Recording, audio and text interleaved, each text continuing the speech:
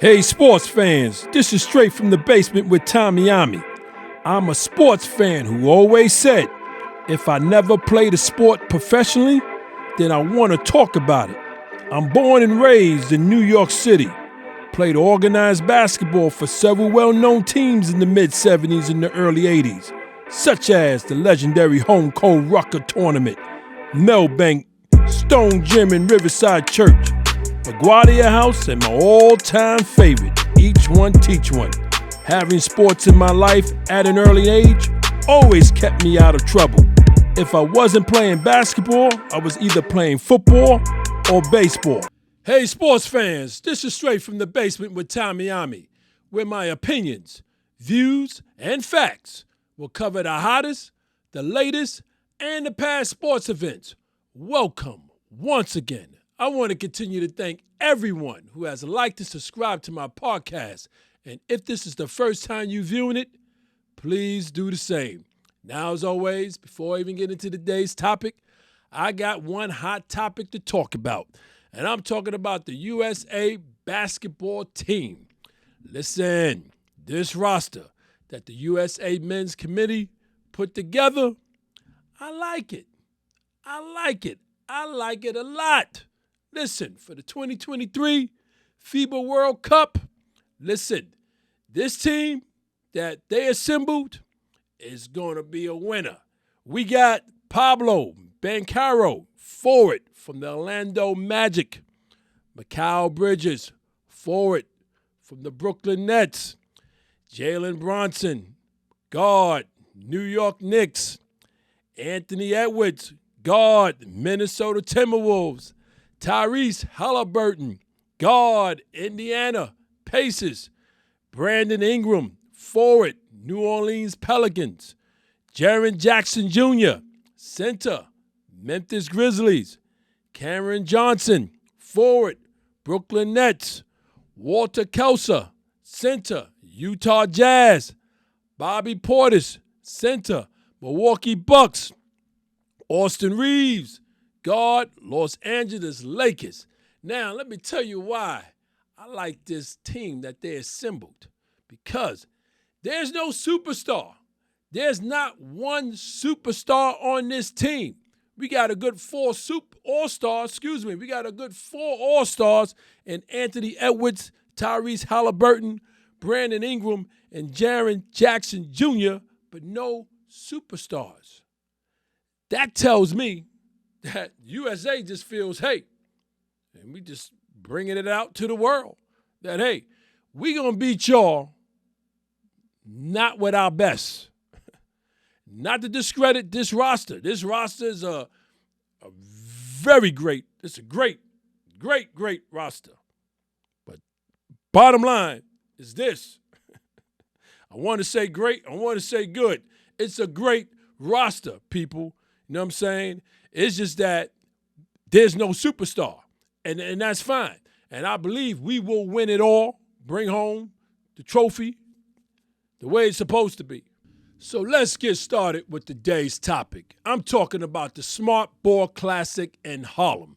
Smart Ball Classic in Harlem. Harlem, New York has produced one of the top 3 greatest basketball players in history. I'm talking about the captain, Kareem Abdul-Jabbar. Also, Harlem produced legendaries like Earl Manigault, Pee Wee Kirkland, Joe Hammond, Richie Adams, Mr. Excitement, Dower McDonald, and several more. Listen, no matter the status, no matter their status, they all played some level of high school basketball. Listen, this is where young men and women who ever playing basketball, if you're playing structured basketball, this is where your skills, whatever skills you have, and we all have unique skills, but this is where your skills get fine-tuned, and that's when the best comes out. So listen, as a young man in this tournament, you are blessed to be playing high school basketball, especially playing in a tournament that's in Harlem, New York. Because you come to Harlem to play in any tournament, you better come with your A game because the fans, the spectators, listen, we know basketball. So you can't come with your B game. You cannot come with your B game.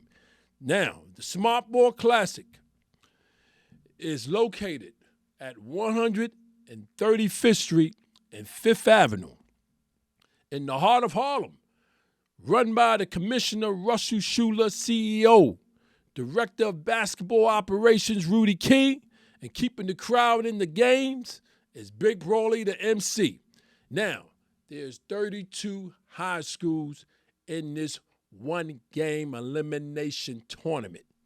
Listen, you already know the pressure that the coaches and the players are going through. And listen, I've been at the games, of course, and I'm looking at coaches and I'm looking at players, but more the coaches. I mean, they damn near dancing on the sideline every play. I mean, my God, this is like you could consider this like a little mini March Madness because no one wants to get eliminated.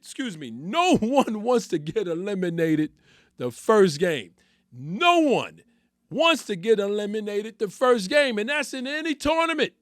I mean, you really want to at least try to get 2 or 3 in. You know what I'm saying? If you can't win at all.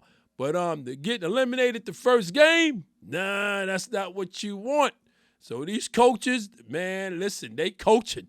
They are really coaching these high school students, and I'm loving it. Listen, when this tournament is over, the excitement with the Elite Eight that I've been told from last year, because I didn't check it out last year. I'll be honest with you. I wasn't there last year, but I heard when it comes down to that Elite Eight, it is on, it is popping. So here are the high schools that are in the tournament.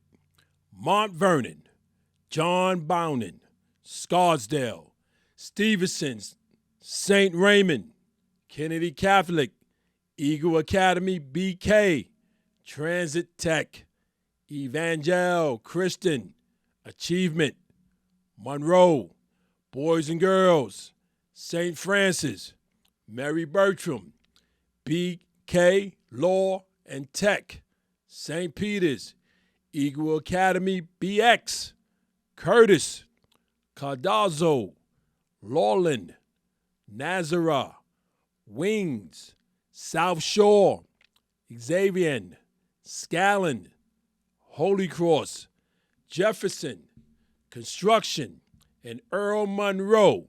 Now, at the moment, here's where the tournament stands with the winners and the losers at this moment. We had John Bowden, 71, over Mount Vernon, 53. Stevenson, 62. Scarsdale, 41. St. Raymond, 71. Kennedy Catholic, 53. Eagle Academy, BK, 68.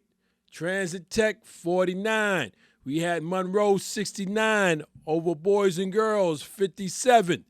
Mary Bertram, 74, over St. Francis, 58. St. Peter's, 64, over BK Law and Tech, 54. JFK, 65, over Earl Monroe, 57. Cardozo, 63. Longland, 56.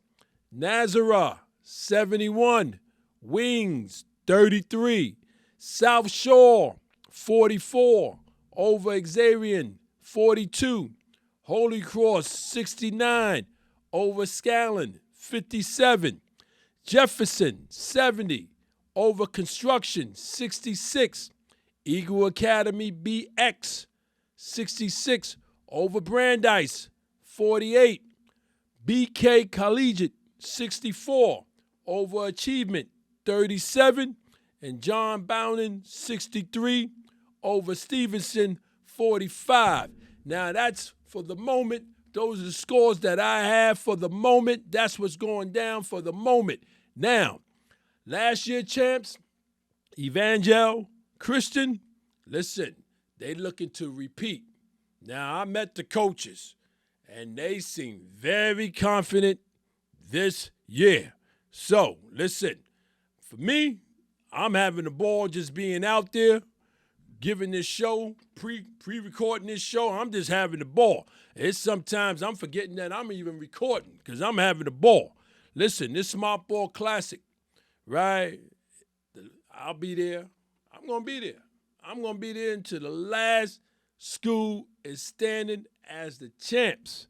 If anything about me, I love working and participating with youth development. So I got to be there. If that's the only place I be for the remainder of this season, this summer season is what I want to say, that's where I'll be at 135 and 5th Avenue. So for now, I want to thank you for hanging out with me virtually in my basement. To my viewers and listeners, please continue to check me out on YouTube and subscribe. Check out the streaming platforms, Apple and Spotify. Also, please remember to check out the Dewey Does Foundation that is fighting childhood obesity, which helps support youth sports, fitness, and health at DeweyDoes.com. Plus, check out the Even Flow Coffee Company, created to combine the interests of coffee lovers, fashion, and music. For more information on to make a purchase, visit evenflowcoffee.com. As I always say, sports is what keeps this world from going insane, either in a pandemic or no pandemic. Until next time, take care. Yes, I'm back. I got my man Rob here, part of the staff for the Smart Ball Classic. And you know that question I've been asking throughout some of my shows. And that question is, since Michael Jordan is considered the GOAT for over 20 years, what accomplishment would it take for another player to take over as the GOAT? Now, Rob, the reason why I asked this question, I've been asking this question throughout certain shows, is because you remember Joe Montana, right? The famous quarterback for the 49ers. Back in the 80s, he was considered the GOAT. Now, a decade later, Tom Brady comes around. When Tom Brady comes around, no, he don't start off as the GOAT, but we know his resume. Now, he's considered as the GOAT. He's been the GOAT for a minute. No one disputes that. So that had me thinking, Rob. I said, listen, Jordan has been the GOAT for over 20 years when it comes to NBA. I said, what accomplishments would it take for another player? Have we seen that player, Rob? Or what accomplishments would it take? We definitely see close. I mean, you can argue LeBron. Okay. You can definitely argue LeBron. Right. But, I mean, you need at least 30,000 points. Okay. Career. Right. At least 5 final MVPs and regular MVPs. Right. Microphone. I forgot to give you the mic. So, you can bring it up. You at least need 30,000 points, at least, in your career. Right. 5 final MVPs. Right. 5 regular MVPs. Okay. Might throw in about 3 defensive player of the year. That's what I'm talking about. You're going to need over 7,000 assists. 7,000 assists, 7,000 rebounds. You're going to need a gold medal in there, and you need to be the best player on that Olympic team as well. I mean, I know there's some more accolades that I'm missing, but just off the head, that's what I'm thinking about right now. So Rob is giving me the meat and potatoes. Now, there's been a few of my guests in the past that gave me some meat and potatoes. And you just gave me the meat and potatoes, along with some cranberry sauce on the side. I appreciate that response, Rob. I appreciate it so much. Absolutely. All right, we're going to see Rob another time. Most doubt, no doubt.